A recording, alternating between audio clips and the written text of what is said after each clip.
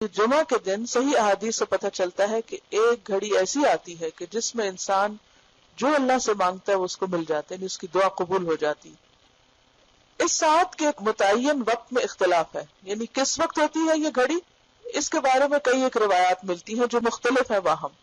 مسلم کی مفرد روایتوں میں حضرت ابو موسیٰ رضی اللہ عنہ کی حدیث ہے کہ امام کے منبر پر بیٹھنے کے وقت سے لے کر نماز کے ختم ہونے تک ہے۔ مسلم کی حدیث کے مطابق امام کے منبر پر بیٹھنے کے وقت سے لے کر نماز کے ختم ہونے تک۔ ایک اور حدیث میں ہے کہ وہ امام کے خطبے سے فارغ ہونے سے لے کر نماز ختم ہونے تک ہے۔ تو نماز بھی تو دعاؤں کا مجموعہ ہے، اگر اس دوران وہ گھڑی آ جاتی ہے اور آپ کا دل نماز میں حاضر ہے تو آپ جو بھی پڑھ رہے ہیں قبول ہو جائے گا انشاءاللہ۔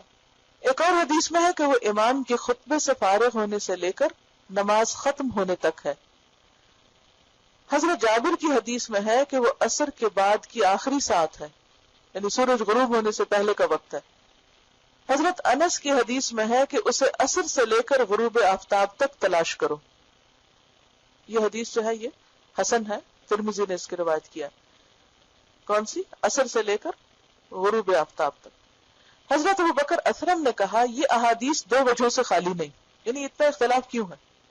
یا تو بعض احادیث بعض سے زیادہ صحیح ہوگی، یعنی ایک وجہ تو یہ ہے، اور یا پھر یہ ساتھ مختلف اوقات میں منتقل ہوتی رہتی ہوگی، جیسا کہ لیلۃ القدر رمضان کی آخری 10 راتوں میں منتقل ہوتی رہتی، یعنی ایک جمعہ کو مثلا خطبے کے دوران کی گھڑی ہے اور پھر کسی اور میں نماز کے بیچ کی، کسی اور میں عصر کے وقت کی، تو اس وجہ سے ایک وقت نہیں بتایا، پھر تو کیا ہوتا اگر ایک وقت پتہ چل جاتا؟ بس اس وقت میں ہم تھوڑا سا اہتمام کر لیتے اور باقی وقت بھول جاتے۔ یا یہ بھی ہو سکتا ہے کہ یہ سارے اوقات ہوں، یعنی اگر ایک گھڑی مس ہو گئی تو اگلی پہ آپ کیچ کر لیں اس کو، وہ مس ہو گئی تو اگلی پہ چلے جائیں، تاکہ بار بار دھیان رہے۔ یہ اللہ کی رحمت ہے کہ ہمارے لیے اتنی وسعت رکھی ہے۔